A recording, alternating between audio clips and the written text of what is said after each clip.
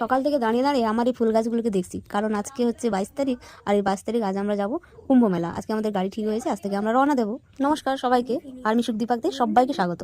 আজকের দিনটা হচ্ছে 22 তারিখ, আর 22 তারিখে আমি ভিডিওটা করে রেখেছিলাম, কারণ এই দিনে আমরা কুম্ভ মেলায় বেরিয়ে গেছিলাম। আর দেখো আমার ফুল গাছগুলোকে দেখে এত দুঃখ লাগছে, থাকবো না 6-7 দিন, কিন্তু তার জন্যই যদি গাছগুলো শুকিয়ে যায় কি অবস্থা হবে, তাই পাইপটা গাছের গোড়ায় রেখে দিয়ে যাবো।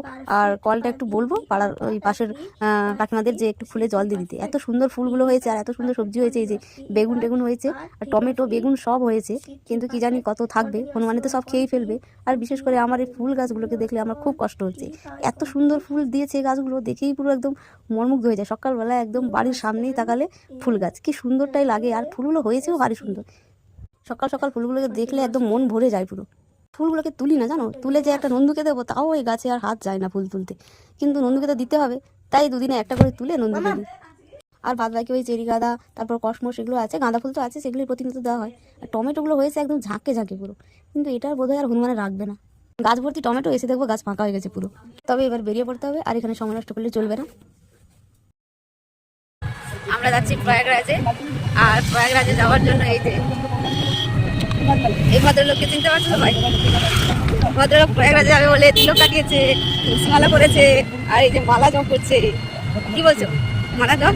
হ্যাঁ হ্যাঁ, ঠোঁট নড়ানো হয় না। ও আচ্ছা, বলা হয় না, ঠোঁট নাড়ানো হয় না, সেই জন্য মনে মনে করছে। আমরা যে বাসে করে যাচ্ছি সেই বাসটা দীঘা স্কন থেকে ছাড়বে, মানে স্কনের সবাই যাচ্ছে আর সেই বাসেই আমরা যাচ্ছি। তো আমরা দীঘা পৌঁছে গেছি, এই যে দীঘার গেট দেখতে পাচ্ছ, এখানে আমরা পৌঁছে গেছি। এবার বাসে করেই এখান থেকেই যাব। আমাদের দীঘাতে যারা যারা এসছো তারা তো জানো দীঘা খুব সুন্দর একটা জায়গা, আর এই গেট থেকে একদম এর সৌন্দর্যটা অন্যরকম হয়ে যায়। যে দীঘায় ঢুকলে যে দীঘার একটা আমেজ, সেটা উপভোগ করা যায়। আর এখানে দেখো মৎস্যকন্যার একটা সুন্দর মূর্তি দেওয়া আছে। এখানে মৎস্যকন্যার মূর্তিটা দেওয়া আছে এই কারণে, এটা যেহেতু বাইপাস, এখান থেকে দীঘা মোহনার রাস্তা আছে, তো ওই জন্য এখানে দেওয়া আছে মৎস্যকন্যার ওই মূর্তিটা। আর এই বাইপাস থেকে ক্রস করলে আমাদের স্কন মন্দির পড়ছে। তো আমরা স্কন মন্দিরে পৌঁছে গেছি। এবার বাসটা ওখানে দাঁড়িয়ে আছে, লক্ষ্য করছি।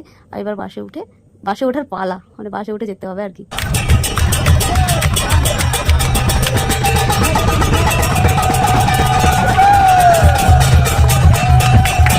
এখন রাত হয়ে গেছে, অনেকটা এগিয়ে চলে এসেছি। যেহেতু আমরা যাচ্ছি স্কনের সঙ্গে, স্কন মন্দির থেকেই গাড়ি ছাড়ছে, আর সব স্কনের ভক্তই আছে, তার মধ্যে আমরা আছি। তো সারাক্ষণ নাম সংকীর্তন চলতেই থাকছে, মানে গাড়িতে বসে যে একটা বোর বোর ভাব, সেটা একদমই হচ্ছে না, বোঝাই যাচ্ছে না।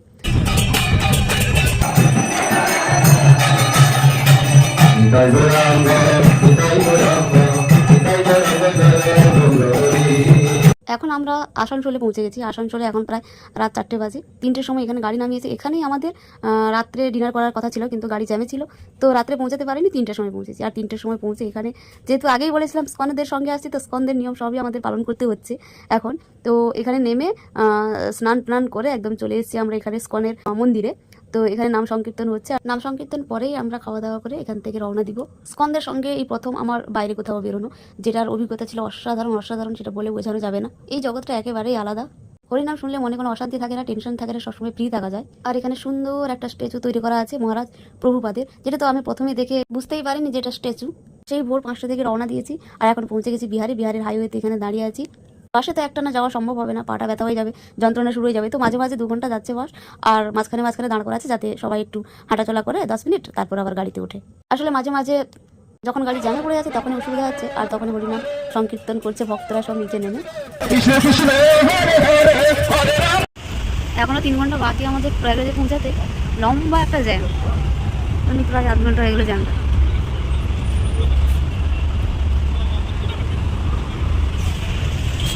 আমাদের গাড়িটা জ্যামে এমন পড়েছে যে ধাবার কাছেই, একদম ধাবার পাশে, তাই গাড়িটা ধুয়ে নিয়ে ধাবায় রান্নাবান্না শুরু হয়ে গেছে। এখানে রাত্রে খাওয়া দাওয়ার করে বাসে উঠবো। খাওয়া দাওয়া শেষ করে যখন বাসে উঠেছিলাম তখন অলরেডি জ্যাম ছেড়ে দিয়েছিল, আর সেটা একটা আমাদের সুবিধাও হয়েছে, কারণ 2 ঘন্টা প্রায় জ্যামে আটকে ছিলাম। 8 ঘন্টা ধরে তো এমনি বাসে বসেছিলাম, তারপর 2 ঘন্টা ধরে প্রায় এখানে রান্নাবান্না খাওয়া করতে সময় চলে যায়। তো এখন গাড়িটা ছেড়ে দিয়েছি, আর দেখা হবে প্রয়াগরাজের প্রত্যেকটা ভিডিও, প্রত্যেকটা ছবি আমি তুলে এনেছি, তো সেটাই একে একে করে সব শেয়ার করবো।